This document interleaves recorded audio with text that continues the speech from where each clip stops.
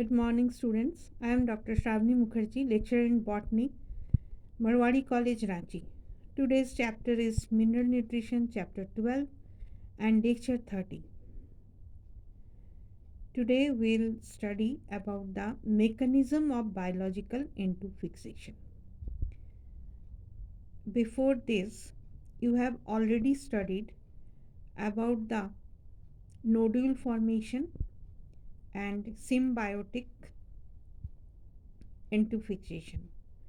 So this is also the part of symbiotic N2 fixation in which we'll focus on the what is the mechanism behind the biological N2 fixation. Okay students, तो आज हम पढ़ेंगे कि biological N2 fixation में क्या mechanism होता है, यानी कौन से एनर्जी मॉलिक्यूल लगते हैं, कौन से एंजाइम लगते हैं और किस तरह से प्रोडक्ट बन के निकल आता है।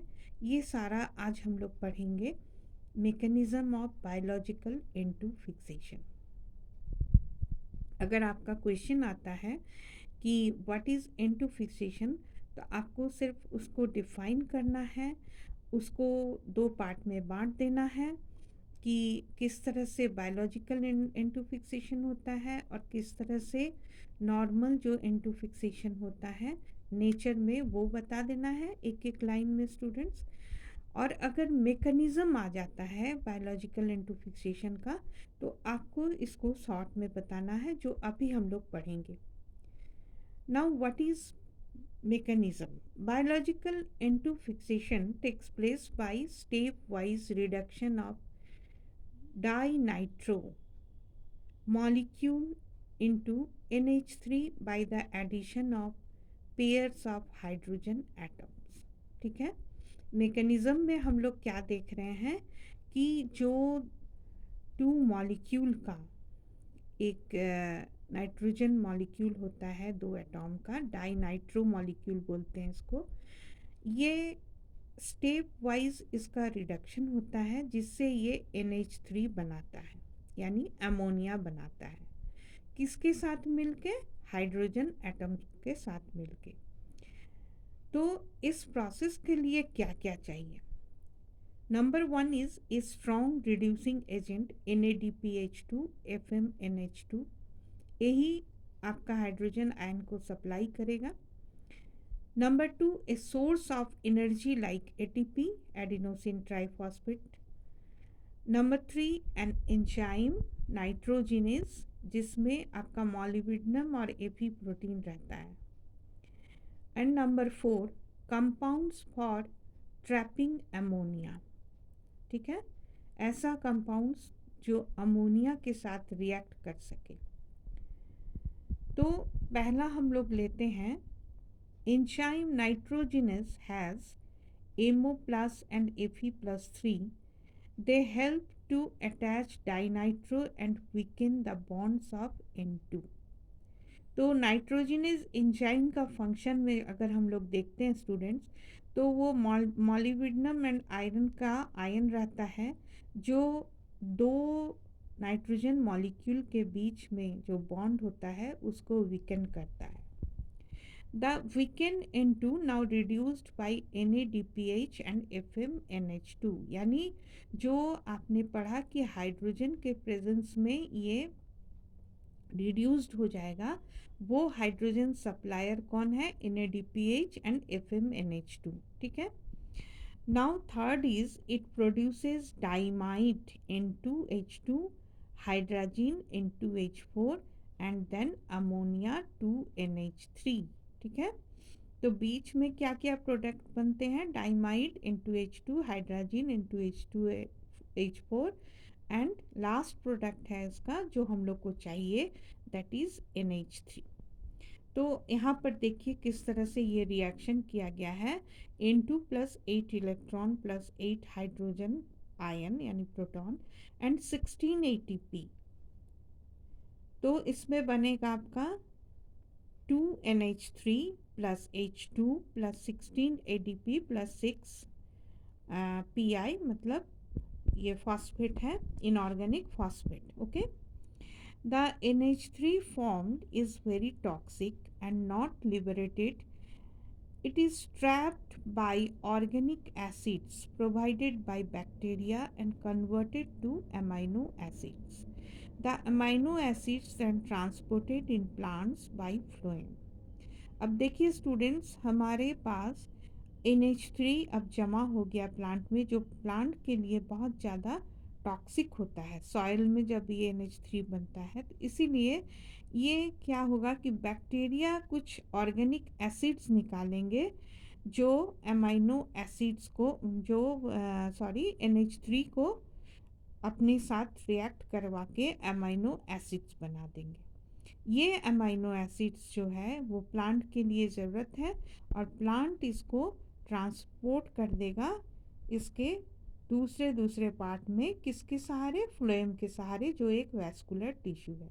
ओके स्टूडेंट्स, तो हमारा जो एमोनिया बना वो टॉक्सिक है, वो कन्वर्ट हो जाता है अमाइनो एसिड्स में. इसको आप याद रखेंगे, जो प्लांट यूज़ कर लेता है. Now symbiotic into fixing organism now hand over a part of their fixed into to the host. अब कुछ तो प्लांट ले लिया और कुछ जो फिक्स हुआ इनटू का, तो वो होस्ट को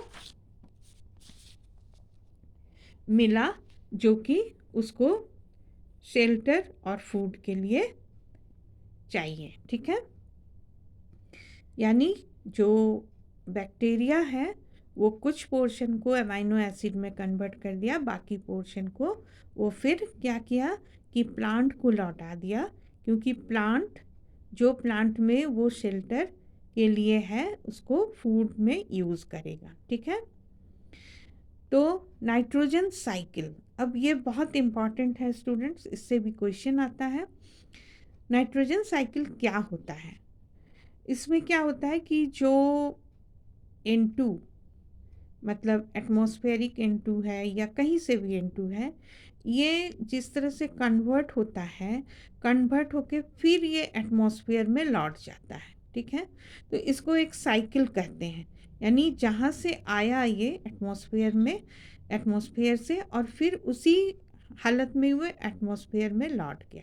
ठीक है, The free living N2 fixing organisms do not immediately enrich the soil with fixed N2, but the fixed N2 enters the cycling pool by two processes, ammonification and nitrification. ठीक है,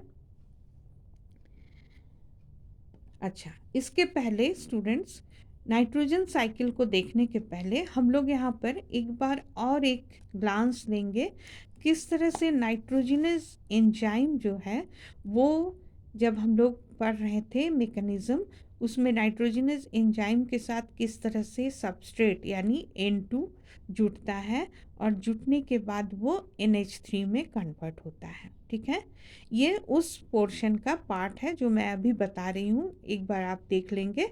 तो enzyme ये है nitrogenous, ये अभी free enzyme है. अब इसके साथ देखिए ये सबस्ट्रेट है, यानी मॉलिक्यूलर जो नाइट्रोजन है ये यहाँ पर जुट गया, तो हम लोगों ने लिखा है यहाँ पर बाइंडिंग ऑफ सबस्ट्रेट. अब देखिए ये H2 आया, H2 प्लस, जो NADPH2 एंड FMNH2 देता है उसमें से ये H2 प्लस आया और आके इसको यहाँ पर रिड्यूस्ड किया. रिड्यूस्ड करने से इसमें ट्रिपल बॉन्ड रहता है स्टूडेंट्स, यहाँ पर वो टूटने लगा. टूटने के बाद अब यहाँ पर देखिए कि दोनों के बीच में कोई भी बॉन्ड नहीं है, ये फ्री हो गया. फ्री होने के बाद इसमें कौन सा लगा? ये फ्री होने के पहले ही इसमें H2 लग जा रहा है. देखिए यहाँ पर H2 मॉलिक्यूल दिखा रहे हैं, यहाँ पर देखिए 2 मॉलिक्यूल्स ऑफ NH3 बन गया. ये बहुत आसान है स्टूडेंट्स, 2-3 बार प्रैक्टिस करेंगे आप हो जाएगा. और यहाँ पर फिर से ये नाइट्रोजनस एंजाइम यहाँ पर जो है वो फ्री हो गया दूसरे सबस्ट्रेट के साथ रिएक्ट करने के लिए. तो फिगर में क्या है? Progressive reduction of 1 molecule of N2 to 2 molecules of ammonia by nitrogenous enzyme. ठीक है, अब हम लोग फिर से इसी टॉपिक में जाते हैं, नाइट्रोजन साइकिल. तो नाइट्रोजन साइकिल में क्या होता है कि 2 प्रोसेस होते हैं, एक होता है एमोनिफिकेशन, दूसरा होता है नाइट्रिफिकेशन। अब देखिए कि एमोनिफिकेशन क्या होता है। The process of conversion of nitrogenous compounds from excretions and dead bodies of plants and animals into ammonia or ammonium ions in the soil is called ammonification। यानी नाइट्रोजन से अमोनिया बनने के प्रोसेस को हम लोग एमोनिफिकेशन, नाइट्रोजन से ammonia बनने के प्रोसेस को हम लोग एमोनिफिकेशन कहते हैं। ये किस में होता है? सॉइल में होता है। और ये नाइट्रोजन कहाँ से आता है सॉइल में?